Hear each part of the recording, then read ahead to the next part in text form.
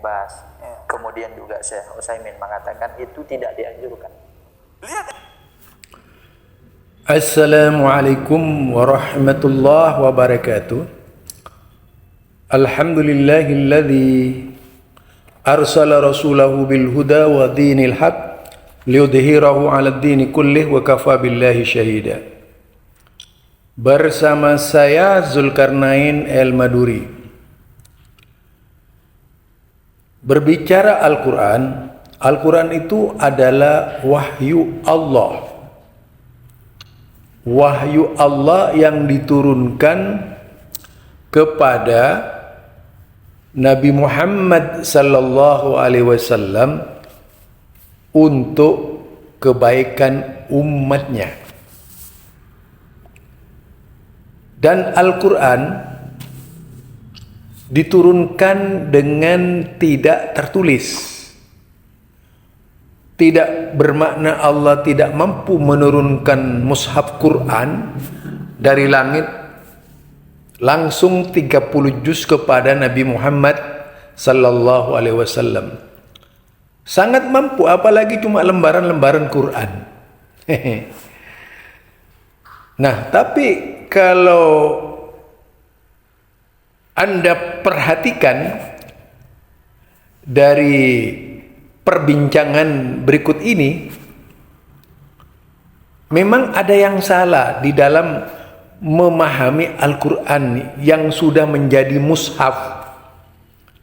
Memang tidak seharusnya mushaf Quran itu hanya dicium. Nah, jadi Al-Quran itu tidak membutuhkan ciuman. Yang dibutuhkan oleh Quran pengamalan isi Al-Quran. Itulah sebabnya di zaman Nabi, saya katakan lagi di zaman Nabi, Allah tidak menurunkan dalam bentuk mushaf karena tujuannya supaya melekat dengan hati para sahabat, menyatu dengan jiwa para sahabat, dan menjadi lembaran dalam hati para sahabat, lalu diamalkan oleh mereka. Bukan seperti yang terjadi di kalangan umat sekarang ini, Al-Qur'annya dicium tapi isinya tidak dijalankan. Bahkan menjaga jarak antara dirinya dengan Quran. Artinya Al-Quran cuma menjadi bahan ajimat di rumahnya untuk mengusir setan, untuk mengusir jin dan sebagainya. Tapi mari kita dengar dulu dari perkataan berikut ini. Ini baca, habis selesai baca, dicium. Untuk apa dicium? Untuk apa dicium? Enggak ada contoh dari Rasulullah, enggak ada contoh dari sahabat, enggak ada. Manfaatnya apa dicium? Ya, para ulama menjelaskan bahwasanya ya hal ini ya tidak dilakukan oleh Rasulullah Shallallahu Alaihi Wasallam. Lihat dulu anaknya Abu Jahal, sahabat Ikrimah radhiyallahu taala anhu, saking dekatnya dengan Al-Quran, ya, saking akrabnya dengan Al-Quran, bukan dengan bungkus rokok, tapi dengan mushaf. Nggak perlu habis baca Quran cium-cium, nggak ada dalilnya, nggak ada contoh, tidak disunahkan dan seterusnya. Rasul nggak pernah melakukan. Nah, perlu diketahui zaman Rasul belum ada mushaf. Ya, nah. Jadi dipakailah akalnya itu loh. Dan kalau sekiranya masih bodoh, mbok yo jangan tampil di depan umum, opo gak izin gitu loh. Yang mana ketika apakah itu ada dalilnya? Ya mungkin maksud mereka di dalam hal itu mengagungkan mushaf, ya, membesarkannya, ya. Tapi mencium mushaf itu sendiri dari hal yang di kalangan mayoritas ulama adalah hal yang tidak dianjurkan, perkara yang tidak ada dalilnya di dalam.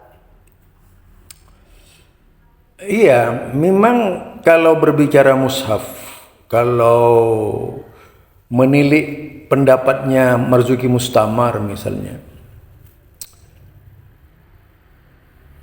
harus berakallah dulu tidak ada mushaf, tidak ada lembaran mushaf gitu. Kata Mustamar, sebenarnya Allah sangat mampu itu kalau mau menurunkan Al-Quran dari langit dalam bentuk mushaf. Membawa Nabi Muhammad saja ke Masjidil Aqsa, dari Masjidil Haram ke Masjidil Aqsa, sampai keluar Masjidil Aqsa, keluar angkasa, itu bisa dilakukan oleh Allah. Masa kemudian Allah tidak bisa menurunkan mushaf? Jadi sekarang terbantahkan pendapatnya Marzuki Mustamar itu. Karena memang Al-Quran itu bukan untuk dibaca sebagaimana yang sekarang ini. Al-Quran itu buat dihafal. Kenyataannya makin banyak Al-Quran, umat membludak sampai ratusan juta, 2 miliar umat Islam, hanya berapa persen yang menghafal Quran? Selebihnya dari mereka membaca Al-Quran, dibaca Al-Quran. Karena merasa sudah ada Al-Quran, lalu dibaca saja. Bahkan tidak seistimewa kitab Barzanji, tidak seistimewa kitab Diba bagi mereka. Bagi mereka kitab Diba, kitab Barzanji itu jauh lebih mulia dari Al-Quran. Karena pada akhirnya yang digembar-gemborkan, yang dibaca setiap saat itu adalah kitab Barzanji. Harusnya umat Islam bagaimana menjiwai Al-Quran, bagaimana menjalankan aturan-aturan yang terdapat di dalam Al-Quran atau hukum-hukum yang terdapat di dalam Al-Quran. Bukan seperti sekarang ini ya, di mana pada akhirnya Al-Quran hanya sebatas dibaca jika ada kesempatan, waktu senggang buat membaca Quran. Selebihnya baca kitab Diba dan Barzanji. Coba mereka kalau baca kitab Diba dan Barzanji, apakah sama halnya dengan membaca Al-Quran?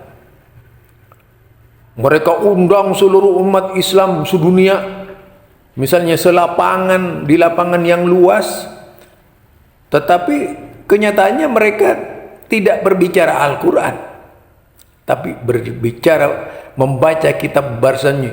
Ya Rabbi sholli ala Muhammad. Bahkan mengistimewakan kitab Barzanji itu lebih dari segala-galanya. Ini kelemahan umat Islam akibat meninggalkan perintah Allah Subhanahu wa taala. Padahal min kulli harfin minal Qur'an